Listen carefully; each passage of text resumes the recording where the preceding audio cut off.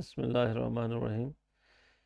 Dear students, today we are going to talk about argumentative essay and the structure of argumentative essay, how we can differentiate it from other writings. Argumentative topic. Uh, Unlike other topics, it generates opinion. It generates conflict in arguments, or it generates difference of opinion on certain topic. It demands compelling evidence also, and it creates interest also in the readers or in the writers to write on that and readers to read on that. Argumentative topic is something that usually bothers you, and it doesn't allow you settle unless you speak on that topic or you write something on that topic, because you feel that one should come up with one's opinion on the topic. For CSS exams, usually argumentative expository topics are given. In argumentative topics, students have to follow certain structure, certain format, and we are going to discuss about that in this lecture today. Argumentative essays, they uh, demand something. Usually argumentative essays like expository essays too, uh, they are based on facts and evidence, and these facts and evidences, they are in support of thesis statement that the writer makes. Usually aspirants of CSS exams, they need or they consider it that there should be a thesis statement in their essay, and thesis statement is usually the last part of introduction, or the paragraph that is introduction of essay. And your thesis statement is a stance, is a position that you take. Like if we say democracy in Pakistan is flourishing, there might be people who would say that, won't agree. They would say that democracy in Pakistan has challenges. It is not flourishing. So that generates a debate. And then whatever the topic, it investigates a topic and establishes the position taken in the thesis statement, and that investigation is based on facts and evidences and examples, testimonies that go in favor of the thesis statement, and it provides argument. Usually you see, essay shouldn't be just a presentation of facts and data, or it shouldn't only be the position taken. Rather, it should convince and persuade the readers. A good argumentative essay convinces the reader that the position taken or the stance taken in the essay is the most logical one. What we need to do if we want to convince our reader that our position is correct or our position is more valid and arguably logical. For that, we need to state very much clear cut, very much persuasive thesis statement. There shouldn't be anything vague about that. Maybe, may not be, can be, cannot be, sort of structure shouldn't be there. It should be very much clear cut with firm belief and firm expression. And then body of essays, body of essay mean paragraphs. Paragraphs are usually loyal to the thesis statement. The whole debate that comes in the body paragraphs of essay, that either bases on the thesis statement or is in support of the thesis statement. It works to prove what the writer has said in the thesis statement. The whole debate, mean it might be 10, 12, 15 paragraphs in your essay. All those paragraphs would be doing one thing, is to justify and ensure and prove your position that you have taken in the thesis statement. Therefore, they should be very much in line with your thesis statement.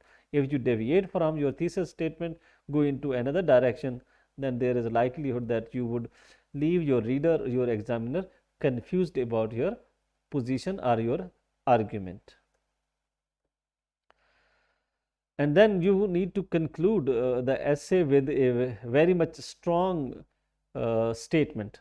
Your conclusion shouldn't be just a summing up of the debate, it should leave lasting impression of the reader, and they should be hooked by your conclusion, mean they should be on your side. They should, after reading your essay, after going through the whole debate, when they reach to conclusion, it should be so impressive, it should be so strong that your reader feels entangled into it, and he is convinced that you were right on your position. And if your reader is confused by your conclusion, and if he finds himself uncertain and vague about that, that is not going to work for your thesis, for your essay.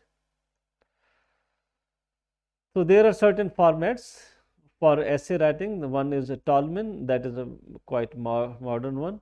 In this essay, Tolman was the writer who you see patented this format. In this, you make a claim, then you provide evidence to support and explain your claim, that whatever you make. Then you speak about the opposite position, opposite argument, and at the same time you give a rebuttal after considering the alternatives.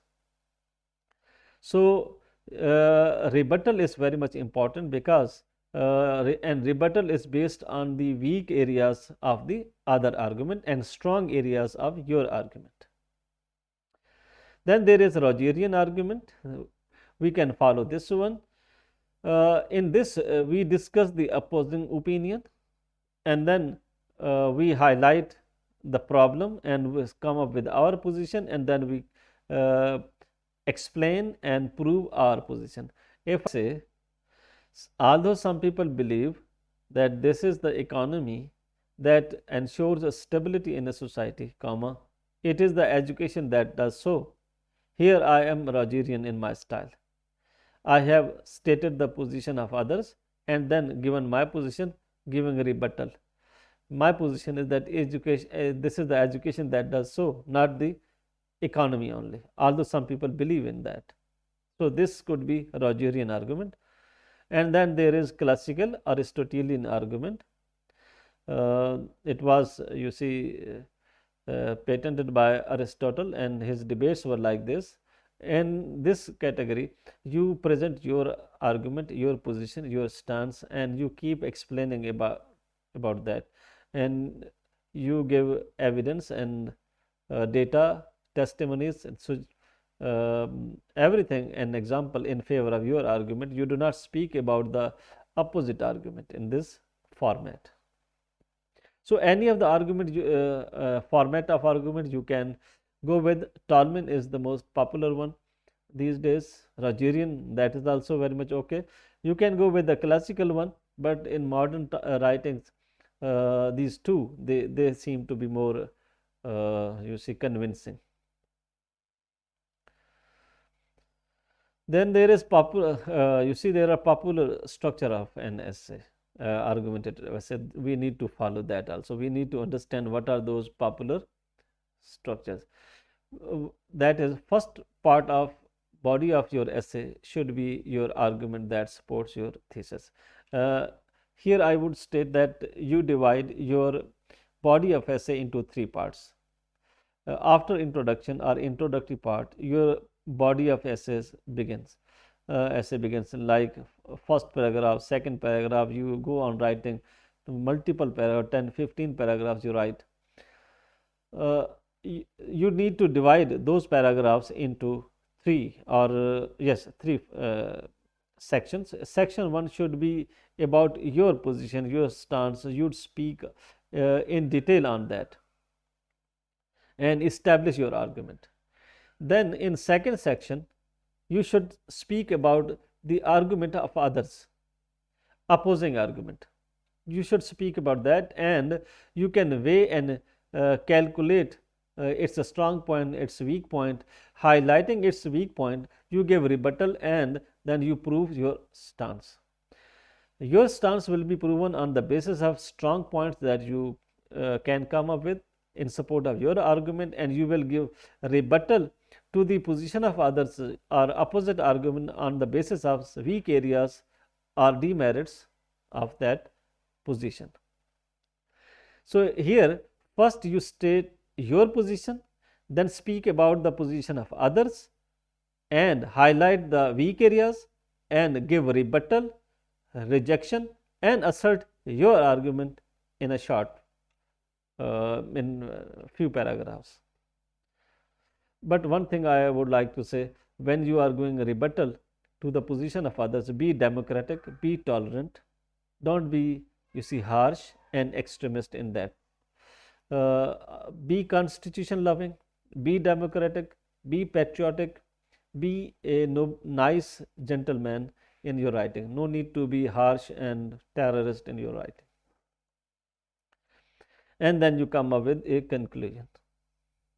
So, this format, this is general format for argumentative essay, you can take it. Here is another, it is in the bullet form, the same structure. You come up with introduction. In introduction, usually there is hook and then background and then thesis statement, then second body paragraph start. You come up with argument 1, then argument 2, then you have argument 3, you have multiple arguments. Then you come up with counter argument, state the position of others and then reject it in a polite and good manner, and then you come up with conclusion. Okay, argumentation versus evidence. We come up with evidence also, we come with arguments also. How evidences are presented, and evidences are, you see, sometimes facts, they are judgments, they are testimonies. Like December 1971 saw the fall of Dhaka. This is a fact, nobody can dispute. This is judgment, be it careful understanding or a careful statement. If political acumen and sensitivity to the circumstances were upheld, the fall of Dhaka could have been avoided. This is political acumen. Here you are judgmental. If it was done, we can come up with such statements in argumentative essays. And then there is a testimony to from some eyewitness, from some expert in the field, someone who is more knowledgeable in that. You come up with that and present your you see argument or support your argument with that. Like students and Awami League supporters were, however, preparing themselves for an eventual armed conflict while the army remained in their cantonments. They were subjected to a blockade by Awami League supporters so that fresh rations and other civilian supplies were prevented from reaching them. So, here there is testimony by someone. This is the name of book, the events in East Pakistan. Someone has noted it. It seems sort of diary, like events are given over there. There is testimony. You can come up with this kind of expression and testimony that is in favor of your writing. So, we need to come up with facts, then there can be judgments, and there can be testimony to support our argumentation, that whatever the argument we have taken and whatever the stance that we have taken in that argument. Thank you very much for watching this video lecture.